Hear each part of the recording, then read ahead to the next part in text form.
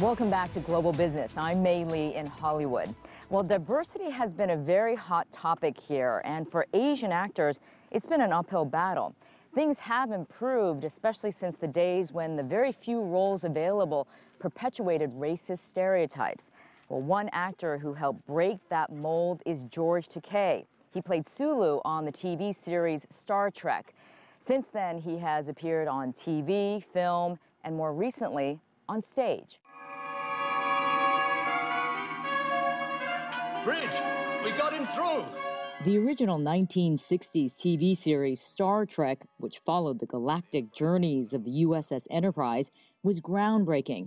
It featured a diverse, multicultural cast at the height of the civil rights movement in the U.S. Sir, our speed is increasing. Japanese-American actor George Takei played Lieutenant Hikaru Sulu.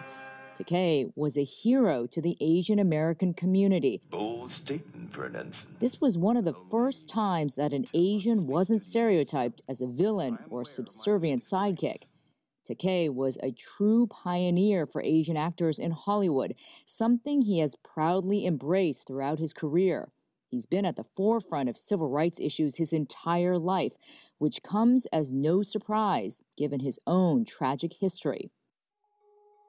At the age of 5, Takei and his family were forcibly interned during World War II for 3 years, along with 120,000 other Japanese Americans. That dark period of U.S. history forever impacted Takei, so much so that decades later, his personal story inspired Allegiance, a musical that he stars in about the Japanese American internment. Boogie woogie. The musical, created and written by Asian Americans with a predominantly Asian cast, is currently running in Los Angeles after a stint on Broadway. 2 of the young stars in the LA production are grateful to work alongside Takei. His personal stories of when he was in the internment camps gave us huge background knowledge for the show. Well, what a resource to have, Yeah. Somebody who's been through it, and this is his legacy project. So to have that person in the room, to even work with that person is huge.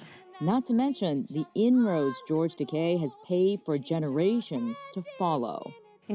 He goes out of his way to make a stamp for the community and make these changes, and he's so aware of the changes that he makes. And he knows that directly affects us and the next generation and so forth.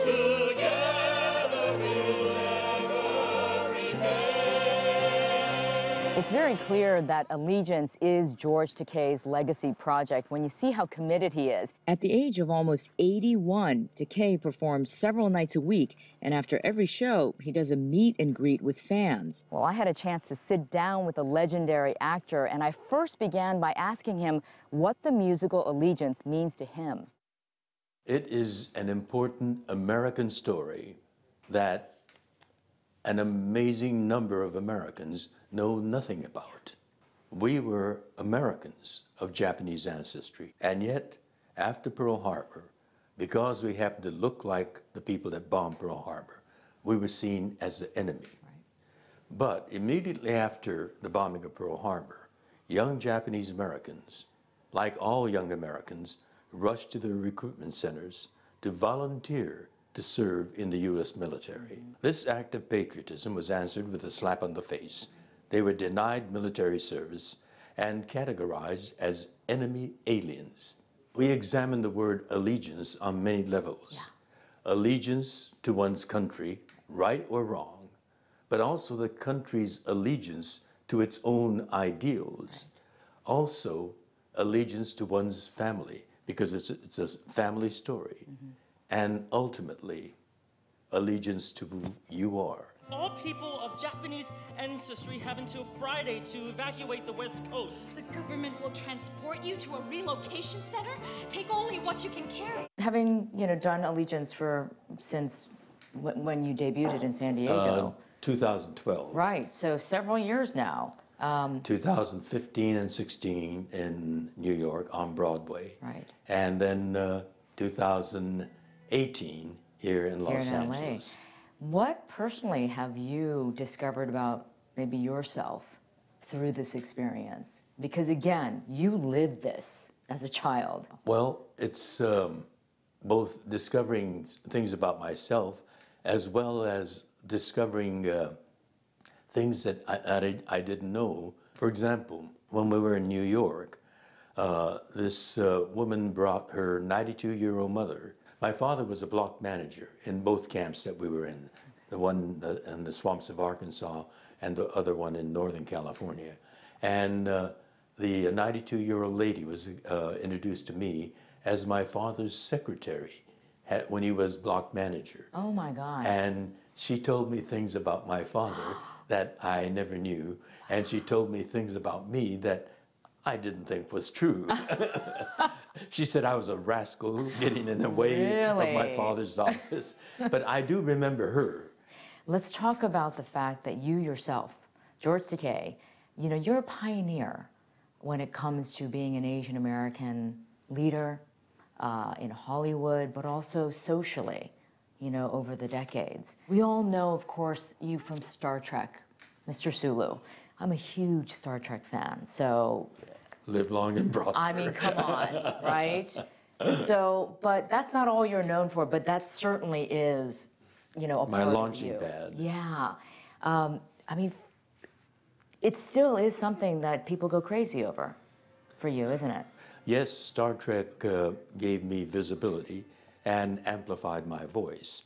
And I've always felt that I had a mission in life. My father said when I first told him I wanted to be an actor, he said, look at TV, look at the movies.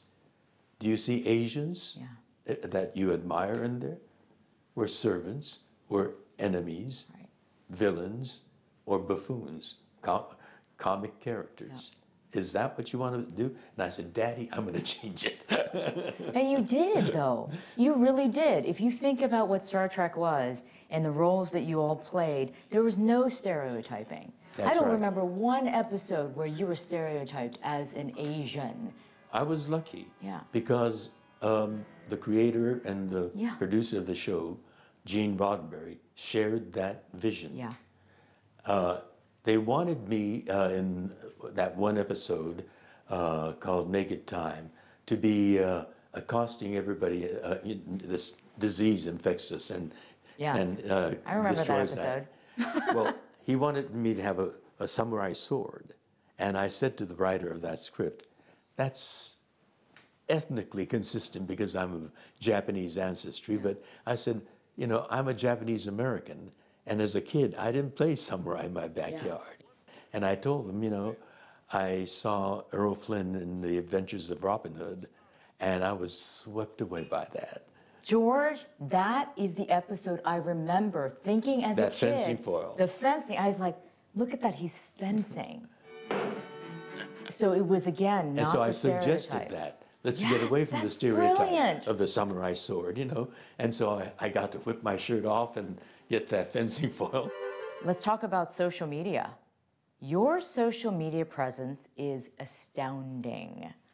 Let me just look at these figures. 10.4 million followers on Facebook, almost 3 million followers on Twitter, and 1.1 followers on Instagram. How did you do this? The secret was, you know, it was trial and error, but I found that Grumpy Cat got a lot of shares, so it was humor. Yes. So I started doing a lot of funny animal things or humorous things.